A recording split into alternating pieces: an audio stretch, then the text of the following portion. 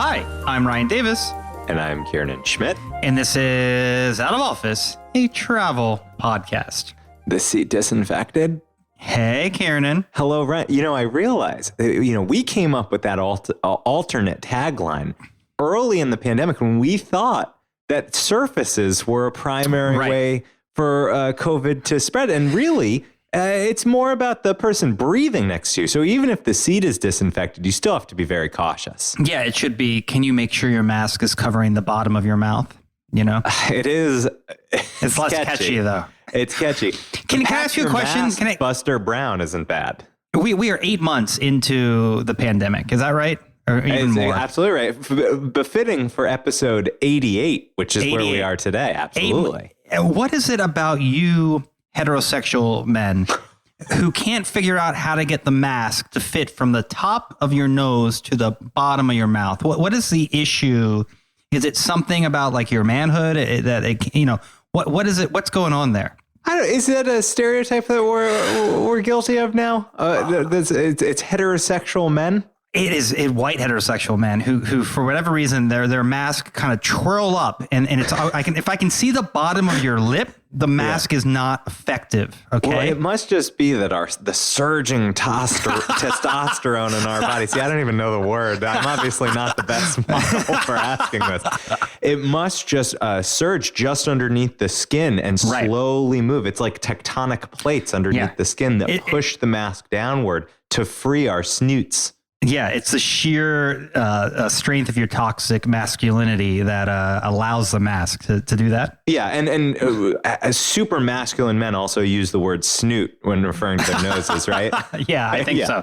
I think that's a sign of masculinity. Now, Ryan, I understand today we're going to continue down the path of your famed award-winning Tennessee series. Yeah, we are. This is the third of what will end up being a 4-part series on Tennessee. So you, who mocked me for a Peru trilogy, decided you were going to go to Tennessee and drag out 4 episodes from that. I don't know if you are familiar with the pandemic, but it's really you can't fly to Peru right now. I mean, maybe you can actually, and it's probably the best deals of a lifetime. But we're not advising folks to do that. But I remember when I pitched to you the Peru trilogy, you went on and on. You've referenced it. You've made fun of it. How I did 3 whole episodes, even though one of the wonders of the world is there. Now you went to, Great Smoky Mountains for a couple of days, didn't even see a bear. And yet that warrants 4 episodes. I think that domestic travel is something that is really important to talk about right now. Safe, car-focused domestic travel, Chevy Chase and the family and a do you know what that is? Station wagon. And a station wagon, yeah. And a Wally World. Exactly. Yeah, no, I take your point. And also, we gotta wring these puppies dry because the travel books are not being filled right now. So you're teaching us to make the most of even just a road trip around Tennessee. Yeah, and I just want to flag that Nashville is our 9th most popular episode ever and sits above Peru Part 3. Your Wonder of the World episode has less downloads than the Nashville episode, okay?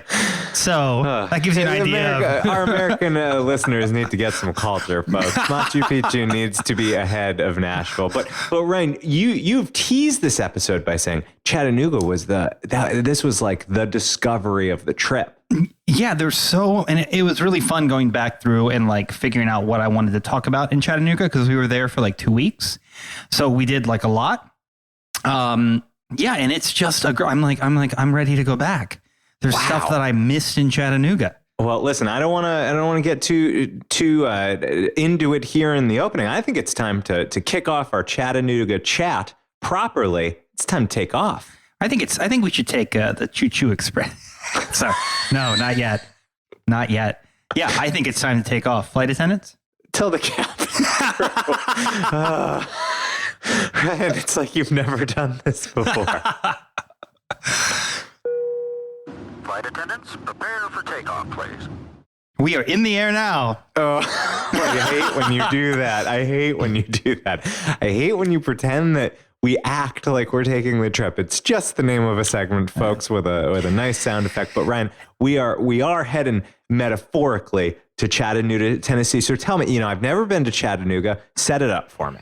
Okay, so this is sort of the sister podcast to the Knoxville episode that we did a few weeks ago, because Chattanooga is the other main city in East Tennessee. So Knoxville and Chattanooga make up sort of the two metro areas in East Tennessee, and Chattanooga is the fourth largest city in all of Tennessee after Nashville, Knoxville, and Memphis. Memphis, by the way, being like the only place I've spent zero time. I mean, I've been there for like 2 nights in my whole life 20 years ago, but so we'll get to that. I feel like that'll be the end of the Tennessee series when I finally get back to Memphis to do an episode. It's interesting. I mean, there's so much music written about all of these cities. Every time you mention a city, one of the songs pops in my head. I was just thinking of walking in Memphis, of course. Yeah. And you don't even know country music. I know a little bit, but I don't know a lot. I do know that Dolly Parton is to thank for all the vaccines that are coming out. Yeah, she's amazing. She's East Tennessee's, resident queen. Actually, it might be exactly your way into Dollywood. You could just go to the clinic there to get vaccinated. A vaccine. Yeah, well, I hope that she is, for the sake of the country, she's out there pushing the vaccine because, fair point. She could break through. She could. So Chattanooga is a city that is divided by the Tennessee River, but is connected by a series of 4 bridges. And the downtown walkable area is spanned by the Walnut Street Bridge. And this is a newly renovated, about 10 years ago, they did a massive renovation of that area. And the Walnut Street Bridge is pedestrian only. And it's a fantastic way to sort of span both sides of the downtown area of Chattanooga. So that is a very cool thing. And the city itself is nestled sort of between these 2 big mountains, Lookout and Signal Mountain. So we're going to talk about Lookout Mountain today. It's in the title of the podcast. This is Chattanooga and Lookout Mountain. Signal Mountain, don't have much to say about it. It's a mountain. There are mountainy things to do there, but we're going to really unpack some of the cool stuff on Lookout Mountain. Is there something genuinely better about Lookout? Oh yeah, everything I'm going to tell you is better about Lookout. Lookout is I've been telling people Lookout Mountain is the mountain to see.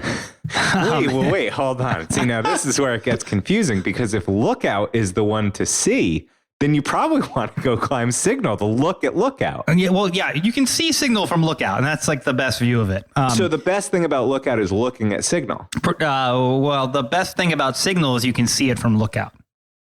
Okay, so it sounds to me like Signal might actually be the winner here. I don't have much to say about Signal Mountain, so I hope it's not because I've really missed out. Look at. It is nice to look at. Chattanooga was a incredibly crucial city in the Civil War because there were incredible amount of railroads, and it is very close to multiple states. So it became a very important city all around Chattanooga. When you're up Lookout Mountain or Signal Mountain, or you're walking around town, there are plenty of plaques about things that happened in the Civil War around Chattanooga. So, unfortunately, the main sort of museum there about the Civil War was not open because of COVID, but reason to come back. So that is reason to go back. So that's sort of Chattanooga from a quote unquote high level. Now I know the thing. Geez. So just I'm picturing it in my mind. You're saying it's nestled in between 2 mountains, surrounded by rivers with 4 bridges going in and out. It seems like a highly strategic place to found a city. Yeah, absolutely. I mean, it is a great place to found a city because it's got these great mountains. It's got the river. It's got a lot going on. So it really became a very important railroad city, which leads us to what made Chattanooga sort of world famous. And I know this is sort of because you were a child of the roaring 20s, Kieran. And, you came of age when this song debuted. So do you want to sing us a little bit? Do you want to, get us started? I can't say I know what song you're talking about. Chattanooga Choo Choo. Wait, it says that this is from 1941. Yeah, well, you were born in the 20s, and in when you were 21, you loved this song. You went out to so you're talking about Chattanooga Choo Choo.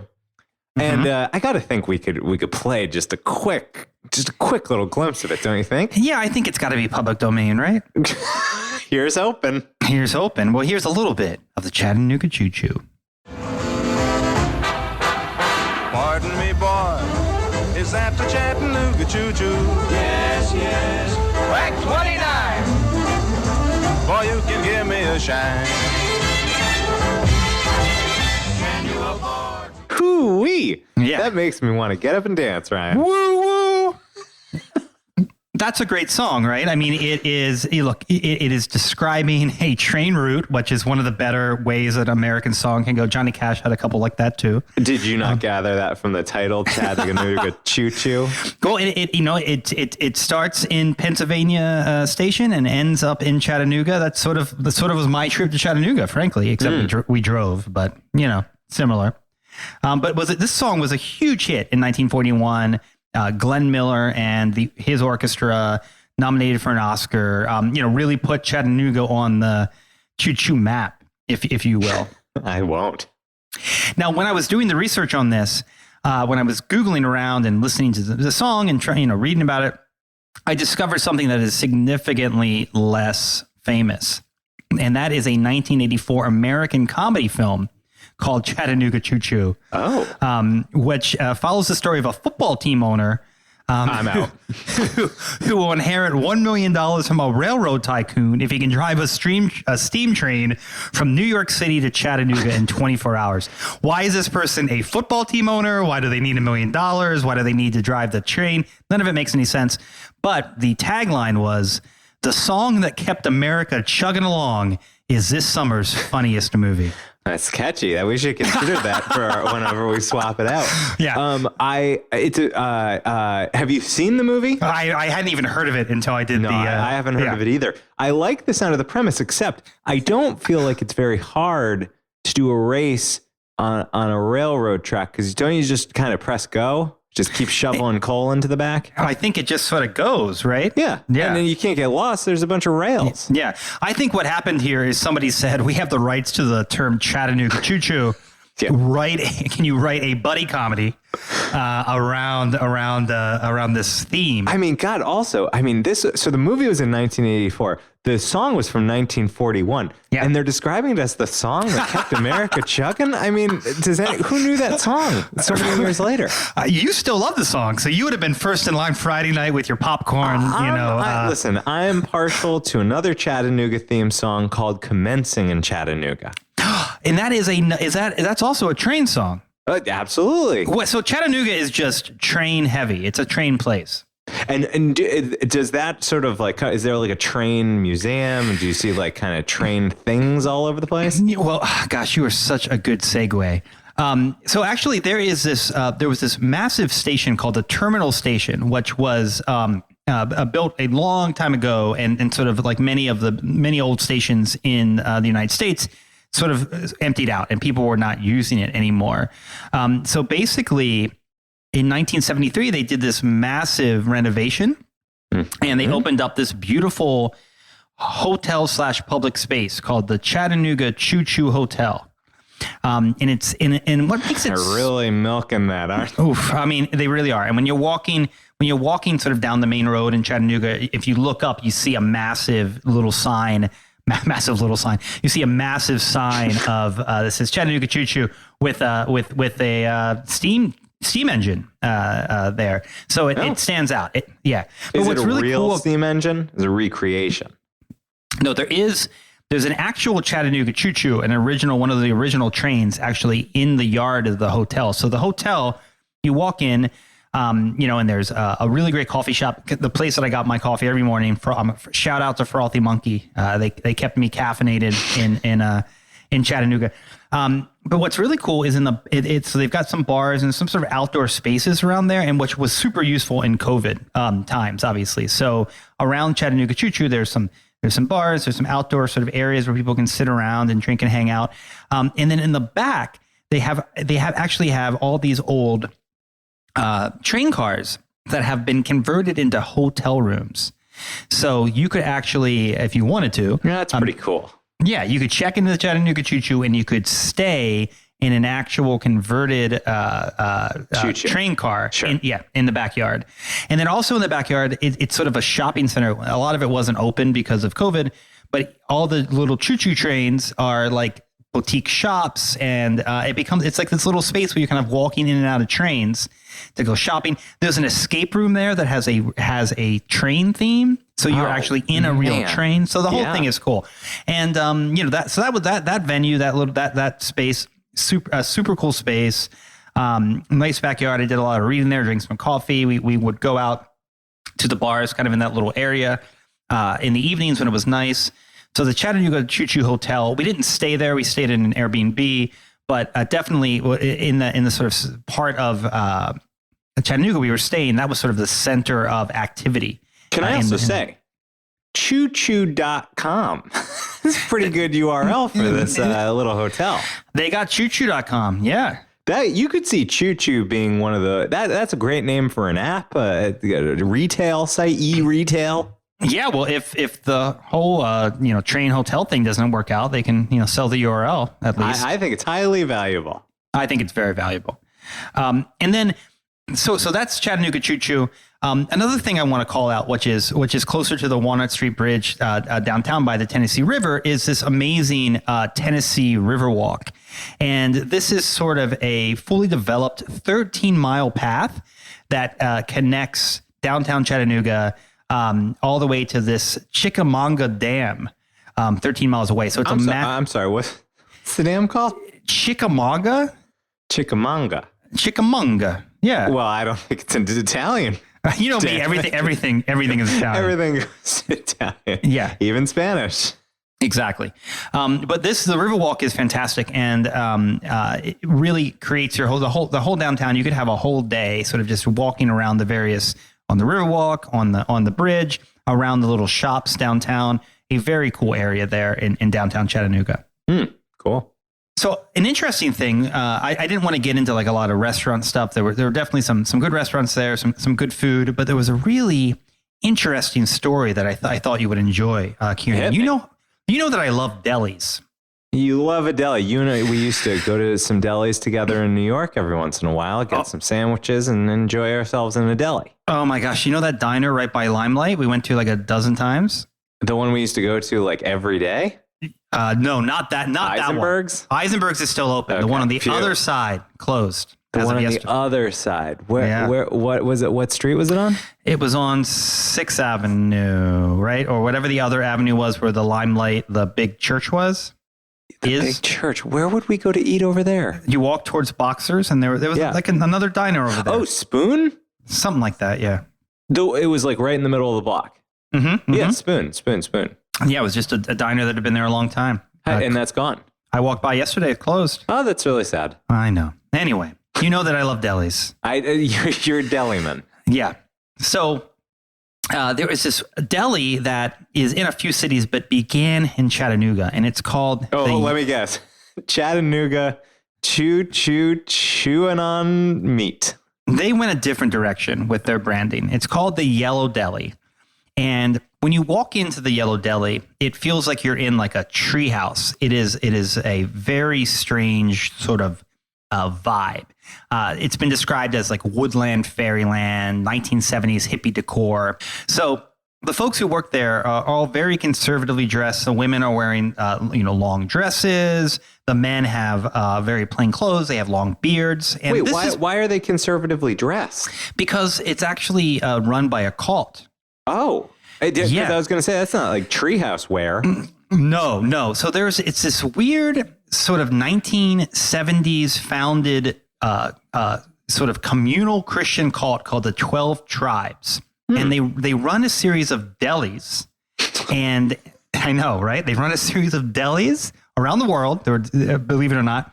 Delis and then like weird, like hostile situations as well around the Appalachian Trail. Oh. So there's some backwoods hostels run by a small Christian cult. Yeah, and they were a pretty large cult at one point. They had thousands of members, and I've tried to read about them. The guy who founded it, we don't know if he's alive or dead, but they don't pay any of their workers. So all the money goes to the 12 tribes leadership, which is distributed in this communal way. And they've been thrown out of various countries for, how they treat the kids and the cult kids. I don't know what the children of the members. Yeah, that was a Disney Channel show I watched when I was growing up. That would probably be a pretty good show. Came on right after Kids Incorporated.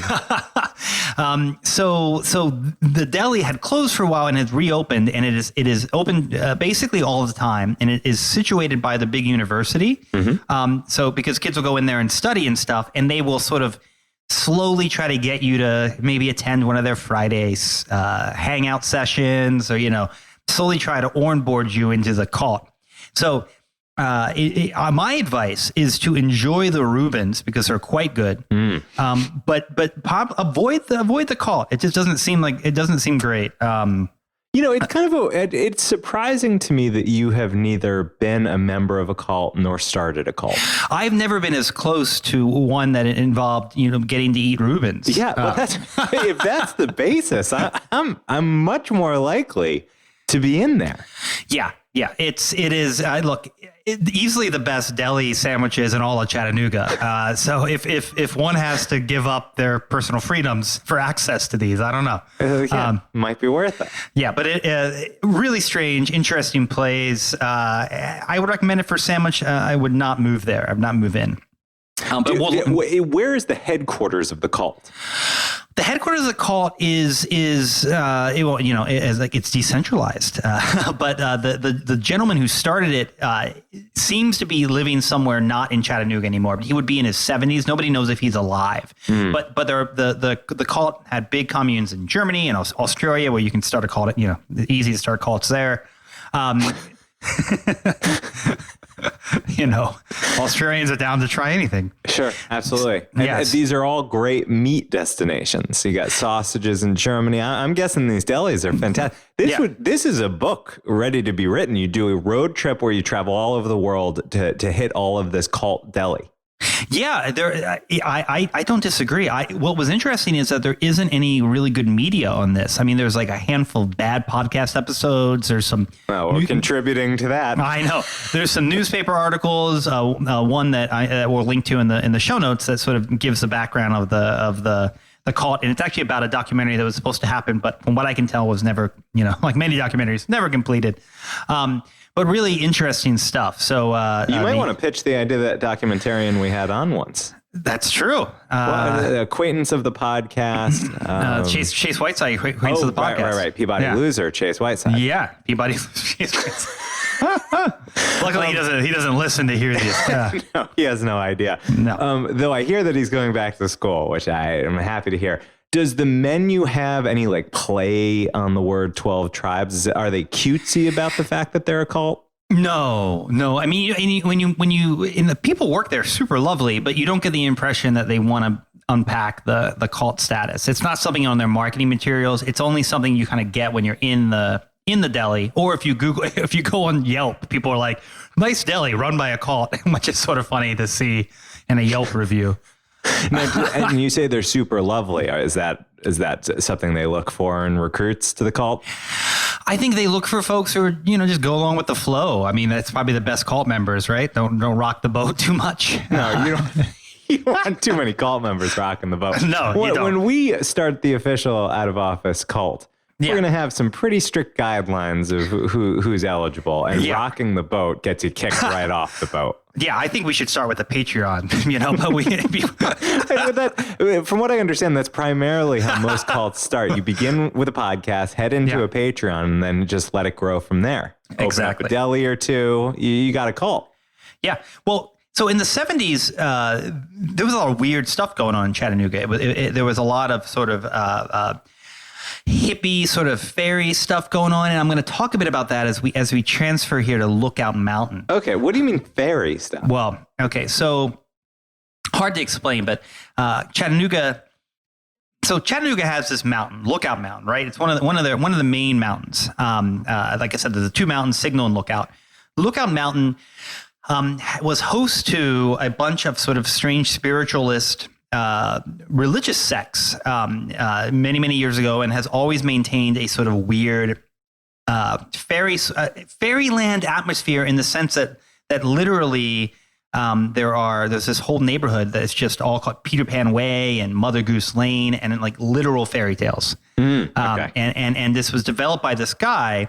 We're actually going to kind of talk about in a bit, whose wife was obsessed with fairy tales. So Lookout Mountain is a very strange sort of vibe up there. So I got to tell you, the one thing you're going to be angry at me about is there is an incline railway to the top of Lookout Mountain. A funicular. There is a funicular. Is it called an incline railway? They call it an incline railway. This one is, yeah. Okay. Because you're referring to the fact that I've long promised, since I think maybe the first episode, that we are going to do a funicular episode one of these days about the best funiculars in the world. Ryan's experiences on funiculars, my experience on funiculars, and anytime Ryan travels to a place where I know there is a funicular, I ask him to please ride it, bring it back to the pod, and he always fails to do so. So this time I failed as well. I did not, because it had limited hours because of COVID. Sure. We did not get to take the incline, which I am disappointed about because it actually looked really cool. It's been there for over 100 years. It's, they've done some upgrades, thankfully, to it since then. Sure. But it does take you right to the top of Lookout Mountain. And, we were not able to take it, but we did go to where it ends up. And it's a lovely spot on top of Lookout Mountain. And there are, if you just sort of get off there are these just incredible mansions all around that area that all over, look out over Lookout Mountain. And just incredible houses to sort of stroll about and look at when you first sort of arrive. So that was something to really see. We did some Zillowing as we were walking around, being like, "Wow, Lookout Mountain is where it's at." So Lookout Mountain is. I was picturing like a rustic mountain that you hike and climb, but this is actually a mountain that is populated and has residential areas. Yeah, it's got neighborhoods. It has museums. There's some of the stuff we're going to talk. Yeah, there's a lot going on top of Lookout Mountain. You can take a car up there pretty easily. So folks live up there. It is, I think, some of the most beautiful views. Like it's really cool. If I lived in Chattanooga and the podcast took off, I would definitely get one of those mansions. The podcast is taken off just fine. Yeah. I'll put an offer in once that Patreon gets going. So one of the many cool things on top of Lookout Mountains is this underground cavern called Ruby Falls. And Ruby Falls was actually discovered when they were trying to figure out how to open up another cave called the Lookout Mountain Cave. And both of them simultaneously were open to the public for a handful of years. But nobody, once Ruby Falls opened, it was so beautiful and so popular that folks just totally gave up on the Lookout Mountain Cave, and that was closed to the public in 1935. So Ruby Falls has been open since like 1930 to the public, and it is an extraordinary. You go underground in an elevator, so you're going pretty deep down there. You actually descend through an elevator down into the mountain to the bottom of this cavern, where you get to see you get to see the tallest and deepest cave waterfall in the entire United States. Ooh, baby, Epic. that is a good sell for me. Yeah, it is epic. It is epic. And it's fun because they've carved out, I don't think they've carved out, they use, all sorts of, I can only imagine how difficult it was in 1930 to move all this rock out of the cavern so they could create these walkways. But you can actually see on the left, as you're on like the paved walkways, where the folks who discovered Ruby Falls had to crawl. They've kind of maintained their crawl space, and they crawled for 17 hours round trip to find Ruby Falls. You can do the whole thing in 45 minutes. Wow.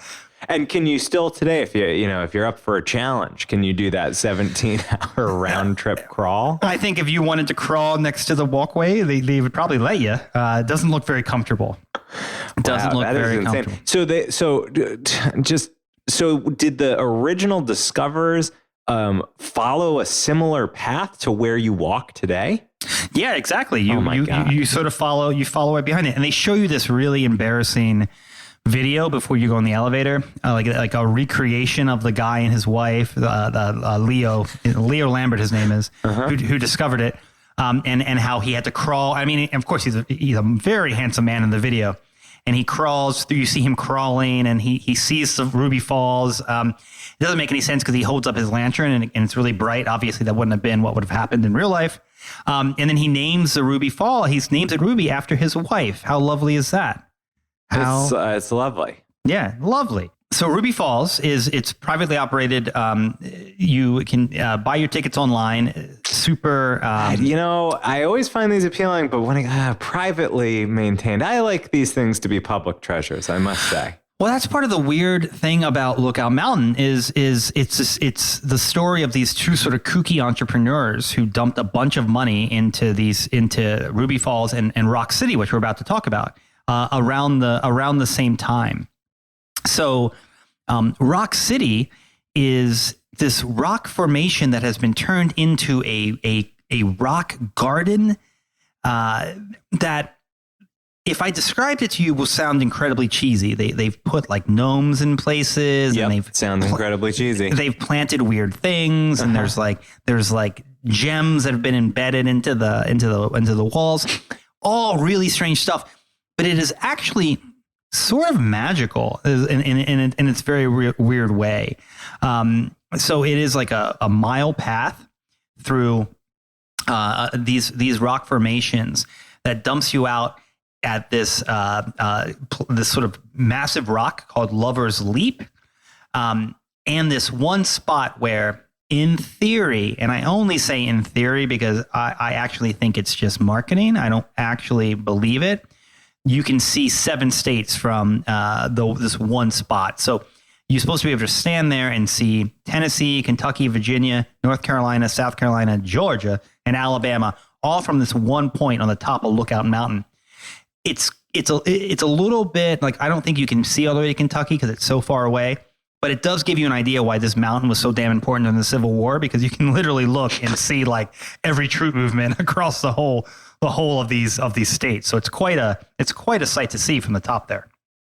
Absolutely. Wow. So you could just look around: seceded, didn't secede, seceded, didn't secede. Yeah, you can look on all the seceded states and yeah, exactly. And then Lover's Leap. And now this was interesting. I didn't know that Lover's Leap was it is a name that is used a lot to describe a very specific kind of topographic, to describe a very specific type of location. Topographical feature? Yeah, it is Lover's Leap. Yeah, Lover's Leaps are. I didn't know this. So I was Googling. No, I don't know this either. There are an incredible amount of them. Lover's Leaps all over the country, which are these really tall rocks. It's probably where all the cool kids were going in high school. Right, exactly. They are isolated, tall areas with a risk of a fatal fall and the possibility of a deliberate jump. Ooh, that is romantic. And it says legends of romantic tragedy are often associated with a Lover's Leap. So not to be outdone, Rock City's Lover's Leap, there is, of course, a legend of these two Native American lovers, kind of a Romeo and Juliet-esque story. And you know, he jumped off and she followed. Wait, that's so ironic. Was that their names? No, that wasn't their names. Their names have been lost to history. But it is a stunning Lover's Leap. It is an incredible formation with a waterfall underneath it that you get to see from an angle, and then you get to actually go on it. So that's all part of Rock City. Very, very cool. Did they have something? It's officially called the Lover's Leap. That's the official name of it, Lover's Leap. Yeah. And when I was researching Lover's Leap, I found out that it's a trope. There's 50 Lover's Leaps all over the country that have similar stories. And did you or your lover end up leaping? No, I mean, we considered it because, you know, there's always that possibility, but, you know, it was a pretty nice day and we had dinner plans. So we, thank God. Yeah, we kept going. Yeah. So what more to say about Rock City?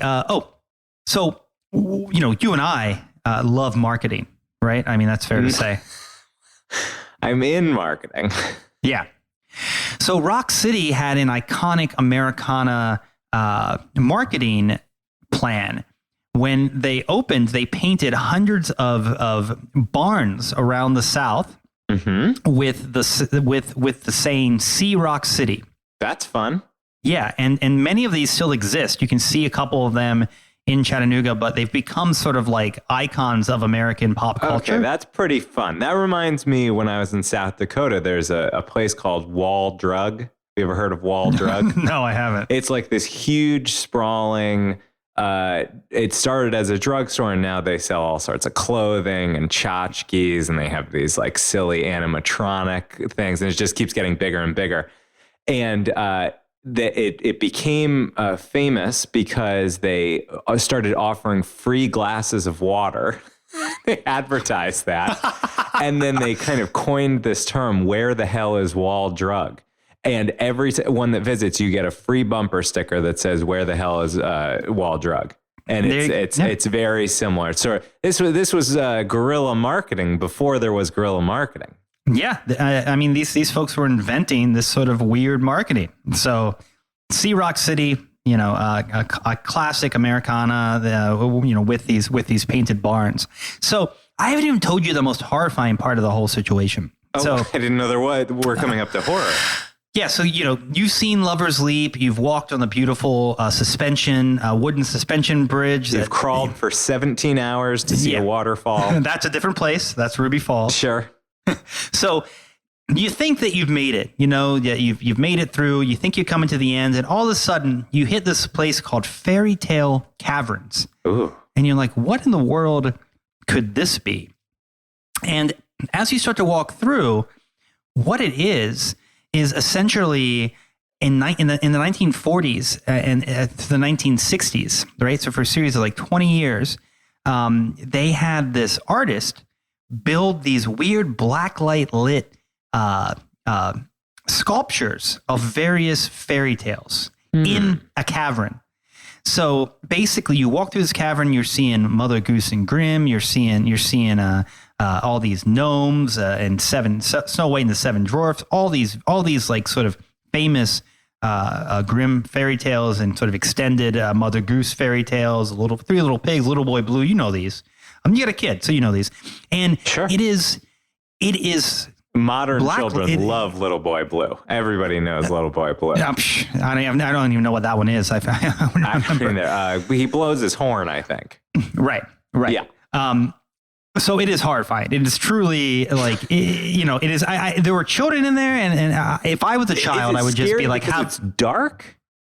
It's dark, and it's just not like it's not Disneyified at all. It's It's like the actual Grimm. Yeah, it's frightening. It's like these weird, like dimly lit creations. Like, I mean, it was like I was sort of taken aback at how ridiculous it was and how kind of frightening it was. And then it all ends in this massive room that sort of Mother Goose inspired. And it's just like, it's like a huge float that you walk around that's built inside of a cavern of all these different weird fairy tales. I mean, it doesn't make any sense. If you didn't know that for whatever reason, like the wife of the guy who started this was obsessed with fairy tales, and they originally named this neighborhood and then they just kept it going for 40 years, the sort of fairy tale push. It wouldn't make any sense as to why this existed. But it is just a weird, quirky place that, it overcomes its silliness and its cheesiness to be really unique and special and fun. Yeah, I mean, this in your description of Rock City, it really makes me think that like people invested into making this into a tourist destination. Yeah, I mean, it was a vision of this husband and wife team that really made it work. He had the idea to really make the rock garden work. She had the idea to add all this kind of fun, kind of kooky stuff, and between the two of them, they made this place that is really unique. This is how we ended up with Mount Rushmore. People just, trying to create a reason to come. Yeah. Yeah.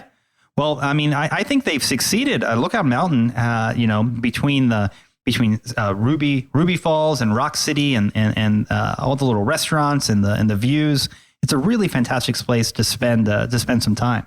I can see why you look down on Signal Mountain after this description. Absolutely. Signal Mountain is a piece of trash. Yeah, Signal Mountain doesn't have any dioramas in black light of weird Mother Goose tales from the 60s. Nothing like that.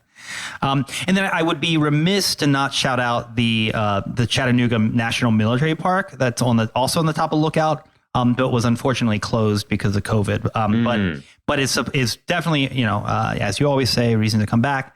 Will be one of the things I see when I go to Chattanooga next. But let me tell you, even though I've already been to Rock City, I would go again in a heartbeat to Rock City. Wow. That's how kooky and fun it was. You know the name? What is the name of those rock formations where you have to where you slide through? There's these two, you basically sliding through like a crevice. You know what I'm talking about? Where you slide through a crevice. It's like, there's a name for it. You basically walk into like a little path in between two massive rocks, and you kind of have to kind of slide through. There's a couple of those in Rock City that are really cool. It's just I don't know what that's called. Yeah. So anyway, that is Lookout Mountain. So, I think that Chattanooga is a kind of city you could easily spend 4 or 5 days exploring and not run out of things to see. There's plenty of there's plenty of stuff that we didn't get to explore because of COVID era. There's an aquarium that is really well respected. There's a couple art museums and galleries. So there's just a lot to do and see if you're in Chattanooga. We did have one really beautiful day, and we wanted to sort of go out and swim.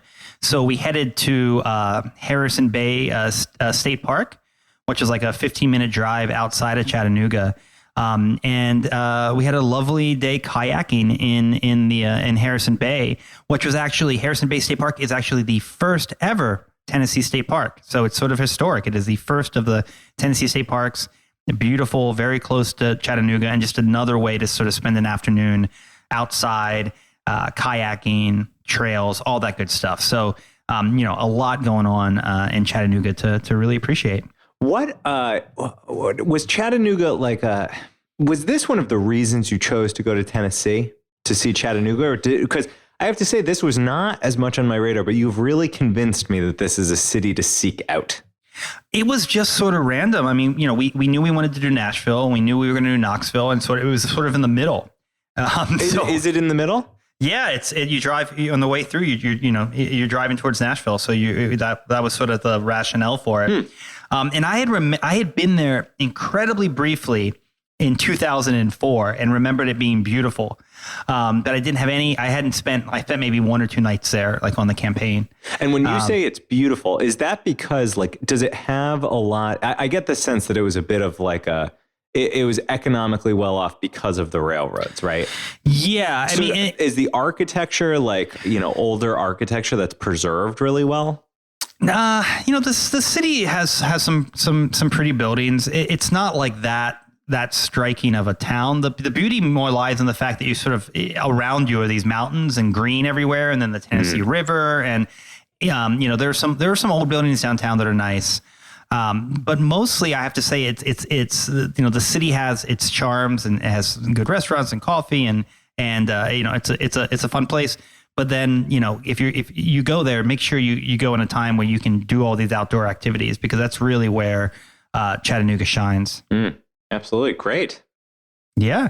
So I hope that in the next few months we can do I can get to Memphis, and we can close off this incredibly popular series. Yeah, absolutely. I think I'm going to rent Chattanooga Choo Choo from the classic 1984 comedy. I'm going to listen to Chattanooga Choo Choo, the 1941 hit, and I'm going to send away for a brochure about that 12 Tribes cult. I'm pretty interested. I think you would get along. I mean, you wouldn't like all the work. No, but I love a Reuben. I mean, yeah.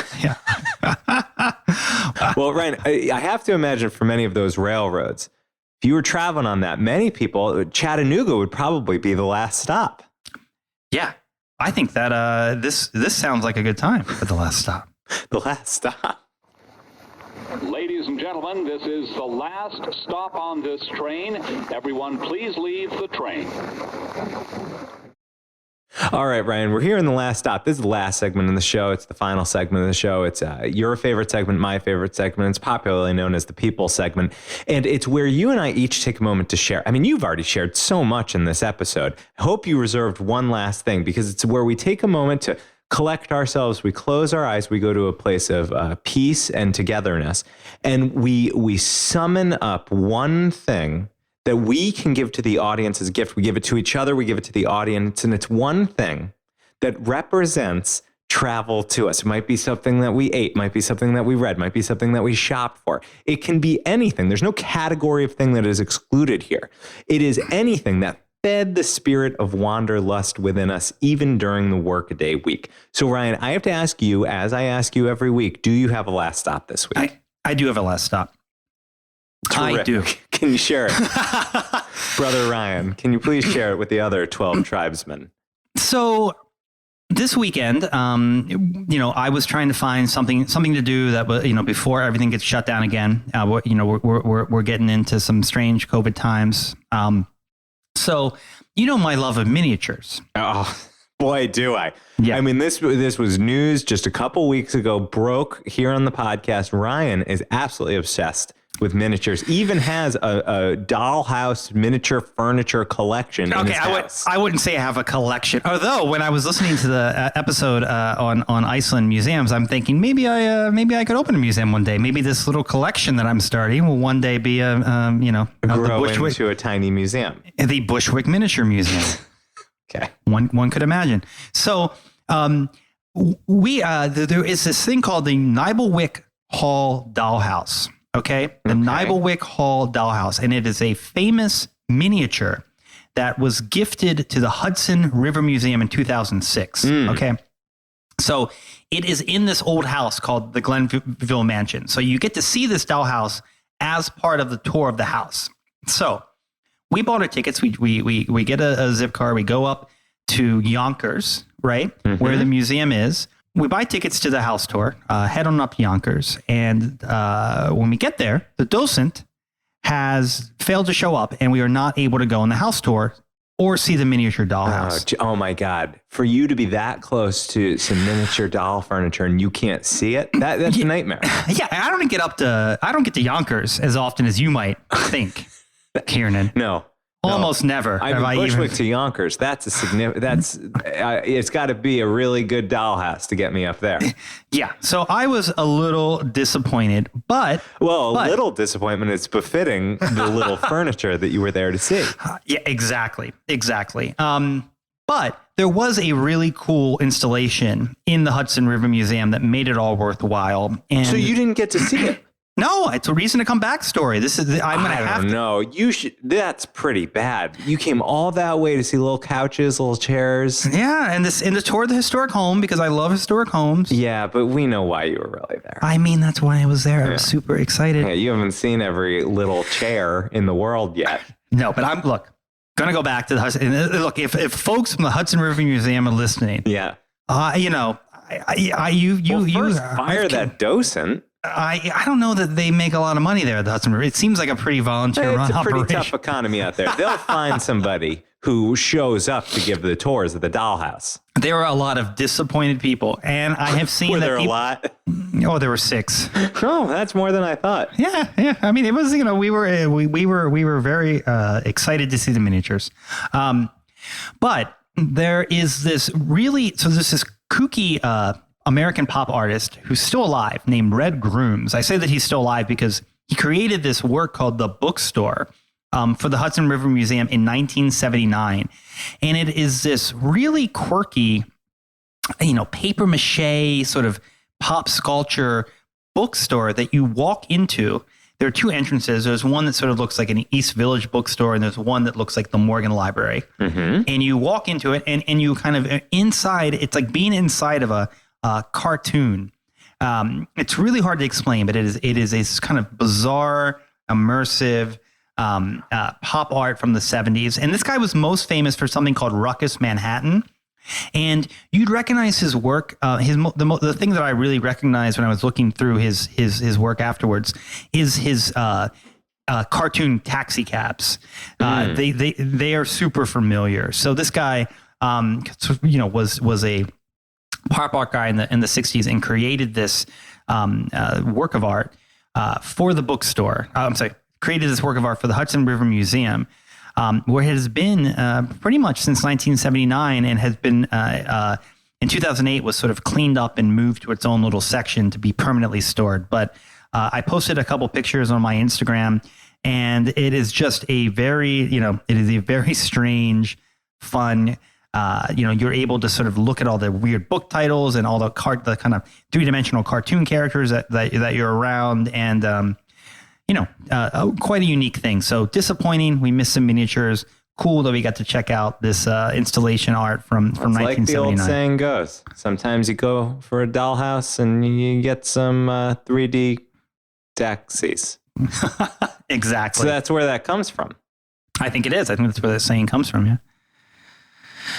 So that was my last stop. It was, I think, you can get disappointed when things like this happen, or you can just roll with it. And, luckily I don't live that far from Yonkers. So, I prefer to be really disappointed about it on myself, but I admire your stiff upper lip. I was disappointed, but, the house was right there. I'm like, can't one of you take us in? But they're like, oh, we couldn't possibly, only the docent knows where the key to the door is. Yeah. It didn't seem like a wild group. I think it would have been fine. Was it like was it in its own room that you needed the docent to let you in? Well, they did this strange thing that they must have done like in the 60s, but they took the mansion, this beautiful old Hudson River mansion, and they built this sort of weird brutalist museum around it. Yeah. So you can only get into the house through the museum, and that section of the museum is closed off except for the various tour times. So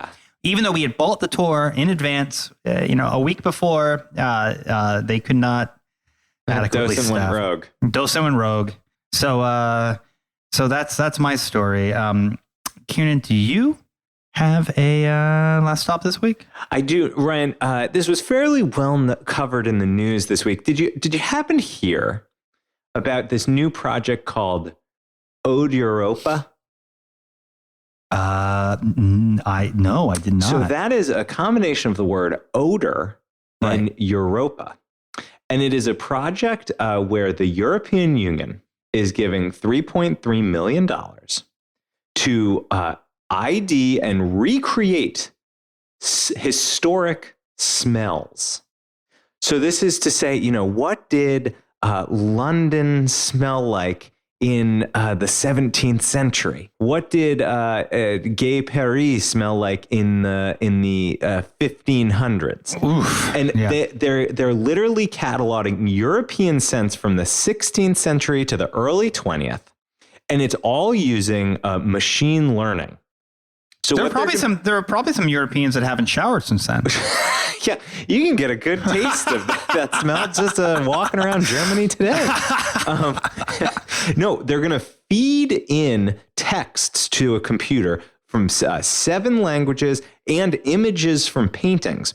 And the machine learning is going to read references to smells and see things that would smell. And it's going to compute what the computer says an approximation of the smell of that time will be. Fascinating. And then the idea is that they're going to go to chemists and perfumers afterwards.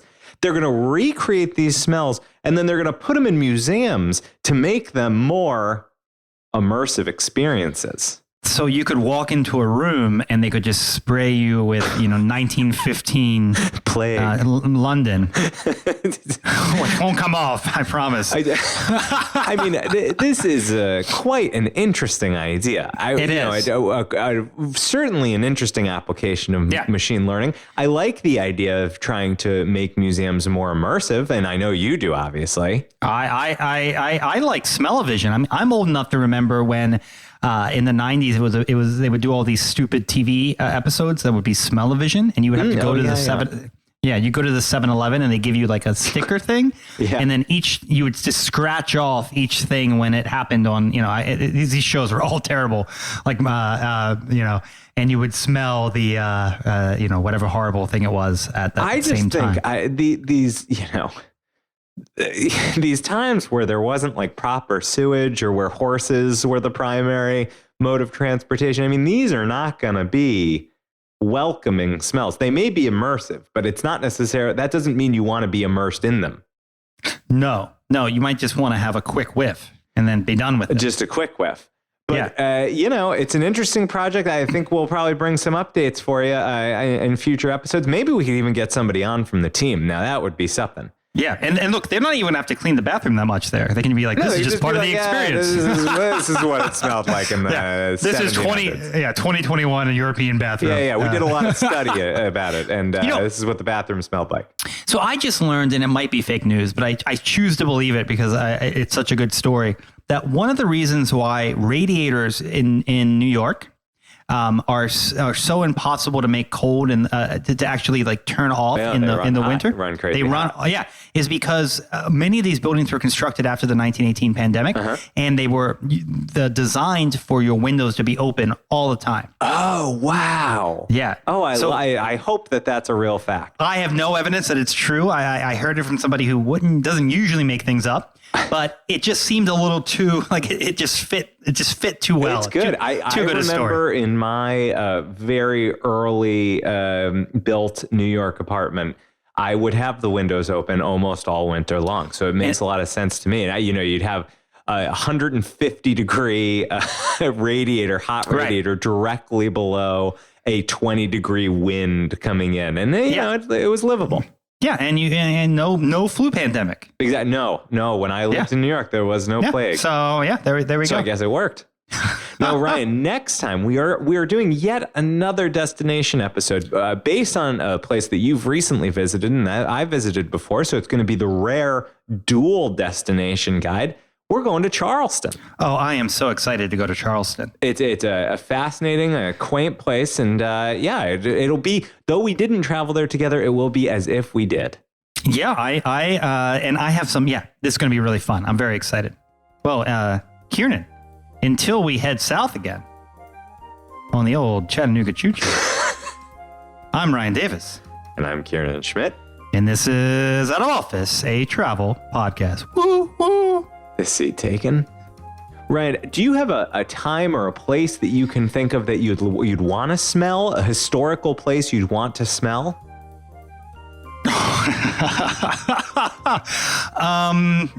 Nothing I'd say on the podcast. Ryan, here's a question. Is there a historical figure, maybe a president of the United States, who you would like to smell, who you think probably had a good smell? I bet JFK smelled amazing. Oh, I totally agree. I also think maybe FDR. I know he had. Yeah. You think FDR? I think so. No? I don't know. I mean, JFK would smell a little bit like Jackie O, a little bit like Marilyn Monroe. I mean, you would have like some beautiful scents in there. FDR, I don't know what he was getting up to.